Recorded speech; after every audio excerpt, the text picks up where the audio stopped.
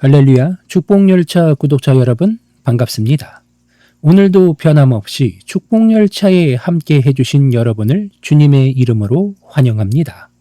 우리가 기차를 타고 여행을 하다 보면 창밖 풍경이 뒤로 휙휙 지나가는 것을 봅니다. 아무리 아름다운 풍경도 혹은 보기 싫은 풍경도 기차가 앞으로 나아가는 순간 다 지나간 과거가 됩니다. 우리 인생도 이와 참 비슷합니다. 시간은 멈추지 않고 흐르고 우리는 매일 새로운 풍경을 마주해야 합니다. 그런데 참 이상하죠? 시간은 흘러서 2026년이라는 새로운 역에 도착했는데 우리의 마음은 여전히 지난 간이역에 머물러 있을 때가 많습니다. 여러분의 마음속에는 어떤 지난 일들이 남아 있습니까? 어떤 분들에게는 그것이 뼈아픈 실패일 수 있습니다. 정말 열심히 준비했는데 떨어졌던 시험, 믿었던 사람에게 받았던 상처, 야심차게 시작했지만 초라하게 끝난 프로젝트 같은 것들 말입니다. 밤마다 이불킥하게 만드는 부끄러운 기억일 수도 있고 그때 내가 다른 선택을 했더라면 하는 짙은 후회일 수도 있습니다. 반대로 어떤 분들에게는 찬란했던 과거가 발목을 잡기도 합니다. 내가 왕년에는 이랬는데 예전에는 나도 잘 나갔는데 하며 지금의 초라한 모습과 비교하느라 앞으로 나아가지 못하는 경우도 있습니다. 과거가 상처이든 영광이든 우리가 자꾸 뒤를 돌아보고 있다면 우리는 온전히 앞을 향해 걸어갈 수 없습니다. 운전할 때 백미러만 보고 운전하면 사고가 나는 것처럼 말입니다. 오늘 우리가 함께 읽을 본문은 이사야서입니다. 당시 이스라엘 백성들의 상황은 절망 그 자체였습니다. 나라를 잃고 바벨론의 포로로 끌려가 있었습니다. 그들에게 미래란 단어는 없는 것 같았고 희망은 사치처럼 느껴졌을 것입니다. 그들의 정체성은 망한 민족, 실패자, 포로였습니다. 아마 그들은 매일 아침 눈을 뜨며 생각했을 것입니다. 내 인생은 끝났다. 다시 예전으로 돌아갈 수 없어 라고 말입니다. 오늘을 살아가는 우리 중에도 이런 마음의 감옥에 갇힌 분들이 계실지 모르겠습니다. 겉으로는 멀쩡해 보이고 남들 앞에서는 웃으며 새해 복 많이 받으세요 라고 인사하지만 속으로는 내 인생이 과연 달라질까? 작년이나 올해나 똑같겠지. 내 주제에 무슨 꿈을 꿔? 라며 스스로 한계를 긋고 계시지는 않습니까? 열심히 살지 않아서가 아닙니다. 우리는 누구보다 치열하게 살았습니다. 하지만 반복되는 거절과 실패, 그리고 좀처럼 나아지지 않는 현실의 벽 앞에서 우리는 학습된 무기력함을 느낍니다. 해봤자 안 돼 라는 패배감이 우리의 영혼을 갉아먹고 있는지도 모릅니다. 그러나 여러분, 바로 그 절망의 한 복판에서 하나님은 이사야 선지자를 통해 놀라운 말씀을 선포하십니다. 오늘 이 말씀은 수천 년 전 이스라엘 백성에게 주신 말씀일 뿐만 아니라 오늘 삶의 무게에 짓눌려 주저앉아 있는 여러분 한 분 한 분에게 주시는 하나님의 러브레터입니다.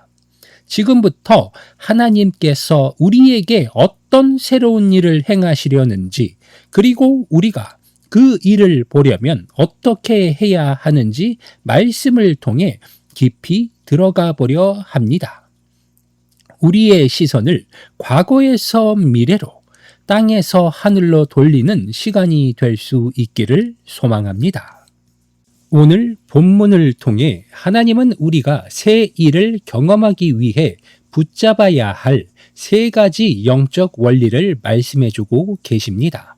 먼저 이전 일을 기억하지 말며 옛날 일을 생각하지 말라는 명령입니다. 18절을 보면 하나님은 아주 단호하게 말씀하십니다. 너희는 이전 일을 기억하지 말며 옛날 일을 생각하지 말라. 여기서 기억하지 말라는 것은 단순히 기억 상실증에 걸린 것처럼 잊어버리라는 뜻이 아닙니다.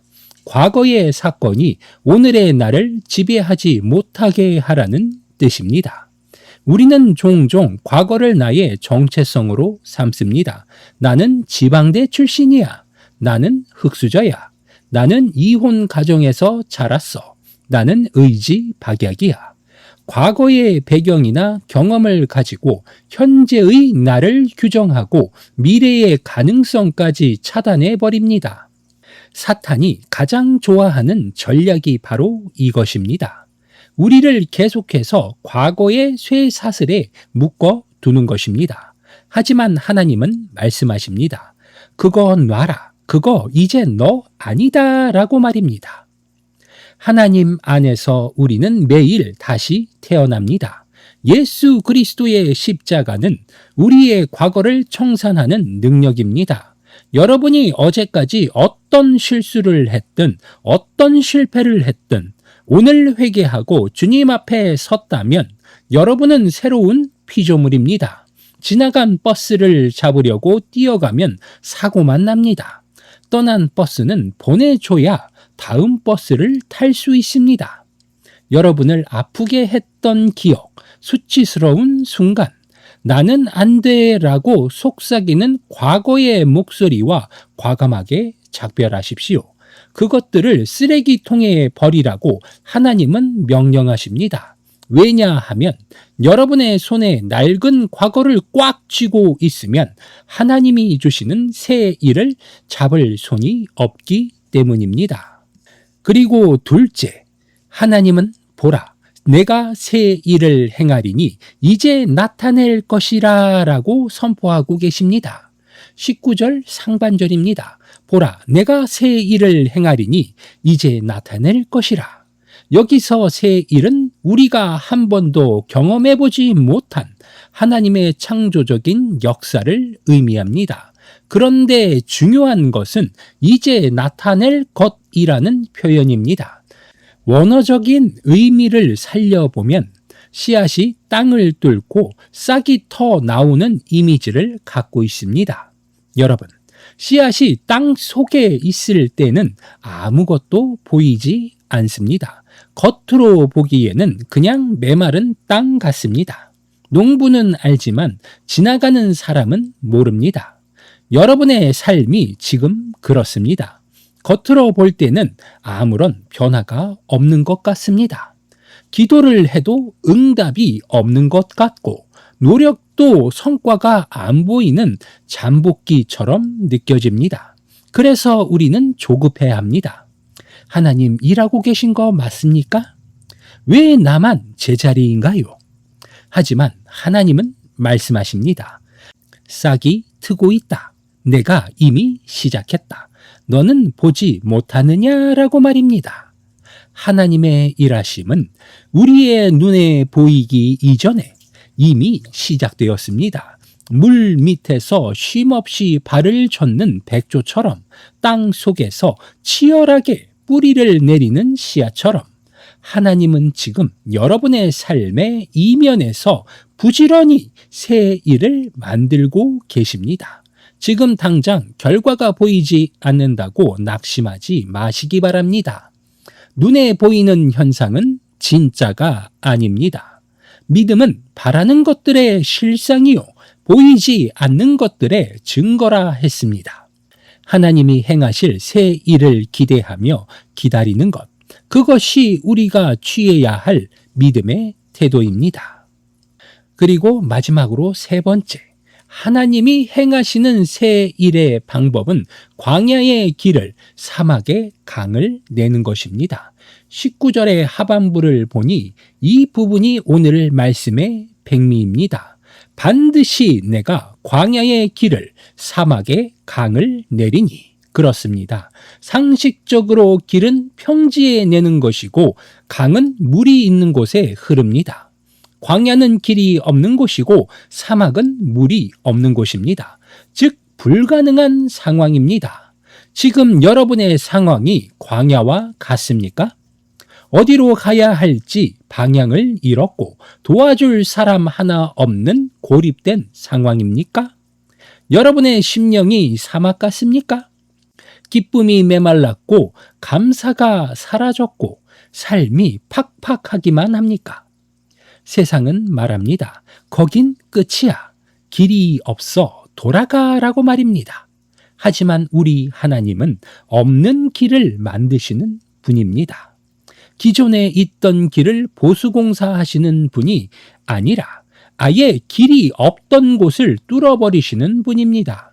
이스라엘 백성이 홍해 앞에 섰을 때 앞은 바다고 뒤는 군대였습니다. 길은 없었습니다. 그때 하나님은 바다 한가운데에 길을 내셨습니다. 반석에서 물을 내셨습니다.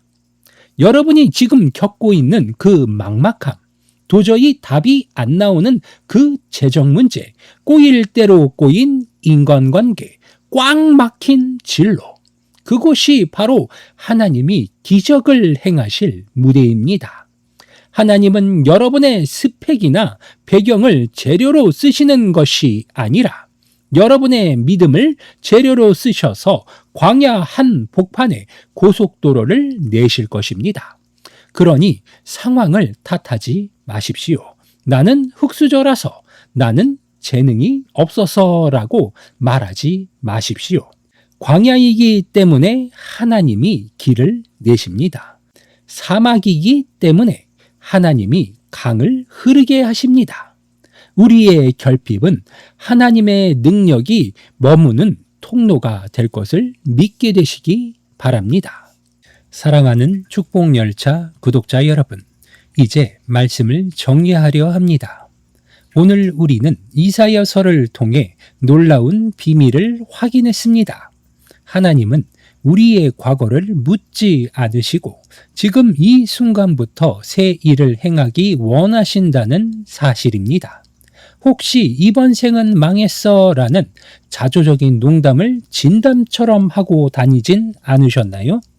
세상이 정해놓은 기준, 나이, 연봉, 아파트 평수, 이런 것들로 여러분의 가치를 매기며 스스로를 실패한 인생으로 낙인 찍지는 않으셨나요? 제발 부탁드립니다. 여러분 자신을 세상의 저울 위에 올려놓지 마십시오. 여러분은 천하보다 귀한 존재이며 하나님의 피로 값주고 사신 귀한 자녀입니다. 하나님은 여러분을 포기하지 않으셨습니다. 여러분이 실수하고 넘어졌던 그 시간들조차 협력하여 선을 이루시는 재료로 쓰실 것입니다. 중요한 것은 지금 우리의 시선입니다. 지나간 과거의 실패를 묵상하는 것을 멈추십시오. 왕년의 나 혹은 상처받은 나에 갇혀 있지 마십시오. 그리고 눈을 들어 하나님을 바라보십시오. 지금도 여러분을 위해 쉬지 않고 일하고 계신 하나님을 신뢰할 수 있게 되시길 바랍니다. 내일부터 시작되는 삶의 현장은 여전히 광야일지도 모릅니다. 출근하는 직장은 여전히 전쟁터 같을 것이고 통장 잔고도 여전히 우리를 한숨 짓게 할 수 있습니다. 하지만 두려워 마십시오. 길이 없으면 길을 만드시면 됩니다. 아니, 하나님이 만드시는 그 길을 따라가면 됩니다. 사막 같은 현실이라도 주님이 함께 하시면 그곳은 생수의 강이 흐르게 될 것입니다. 여러분이 해야 할 일은 단 하나입니다. 하나님의 손을 놓지 않는 것입니다. 하나님, 내 인생의 운전대를 주님께 맡깁니다. 내 힘으로는 길이 안 보이지만 주님께는 길이 있음을 믿습니다. 나를 인도해 주십시오. 이렇게 고백하며 하루를 시작해 보시길 바랍니다. 여러분의 2026년은 작년과 다를 것입니다. 왜냐하면 여러분이 달라졌기 때문이 아니라 여러분과 함께 하시는 하나님이 새 일을 시작하셨기 때문입니다. 기대와 설렘을 가지고 다시 한번 힘차게 여러분의 삶을 향해 나아가시기를 주님의 이름으로 축원합니다. 다 함께 기도하시겠습니다. 살아계셔서 역사를 주관하시는 하나님 아버지, 오늘도 저희들에게 새 날을 주시고 말씀의 거울 앞에서 저희의 모습을 비추어 보게 하시니 감사합니다. 지난 한 주간 그리고 지나온 삶을 돌아볼 때 우리는 너무나 자주 뒤를 돌아보았습니다. 지나간 실패의 기억이 우리를 괴롭혔고 남들과 비교하며 느꼈던 열등감이 우리의 발목을 잡았습니다. 미래에 대한 불안함 때문에 오늘을 온전히 살아내지 못했던 우리의 연약함을 주님 앞에 고백합니다. 주님, 이 시간 이전 일을 기억하지 말라 하신 주님의 명령에 순종하기를 원합니다. 우리의 마음속 깊이 박혀 있는 실패의식, 거절감, 패배감에 쓴 뿌리들을 성령의 불로 태워 주시옵소서. 나는 안 돼라고 속삭이는 세상의 거짓말과 내면의 소리를 예수 그리스도의 이름으로 끊어냅니다. 우리를 얽매고 있는 과거의 사슬이 끊어지고 진정한 자유를 누리게 하여 주시옵소서. 보라, 내가 새 일을 행하리라 약속하신 주님. 지금 이 방송을 듣고 있는 모든 지체들의 삶 가운데 하나님의 새 일을 시작하여 주시옵소서. 앞이 보이지 않는 캄캄한 광야에 서 있는 지체들이 있습니다. 어디로 가야 할지 몰라 주저앉는 우는 영혼들이 있습니다. 주님, 그들의 눈을 열어 주셔서 이미 일하고 계시는 주님을 보게 하여 주시옵소서. 막힌 담을 허무시고 닫힌 문을 여시는 주님의 능력을 경험하게 하여 주시옵소서. 메마른 사막과 같은 우리의 현실 가운데 성령의 단비를 내려 주시옵소서. 취업의 문이 열리고 재정의 문제가 해결되며 깨어진 관계가 회복되는 은혜를 허락하여 주시옵소서. 그러나 무엇보다 상황이 변하기 전에 우리의 믿음이 변하게 하여 주옵소서. 광야에서도 감사할 수 있는 믿음, 사막에서도 찬양할 수 있는 믿음을 우리에게 부어 주시옵소서. 주님, 우리는 약하지만 주님은 강하십니다. 우리는 길을 모르지만 주님은 길 자체가 되십니다. 내일 하루도 세상 속으로 나아가는 우리 축복열차 탑승객 한 분 한 분을 눈동자와 같이 지켜 주시옵소서. 세상의 풍파에 흔들리지 않게 하시고 나를 향한 하나님의 계획은 반드시 이루어진다는 확신을 가지고 담대하게 걸어가게 하여 주옵소서. 우리의 과거를 덮으시고 오늘을 붙드시고 내일을 여시는 예수 그리스도의 이름으로 기도드립니다. 아멘.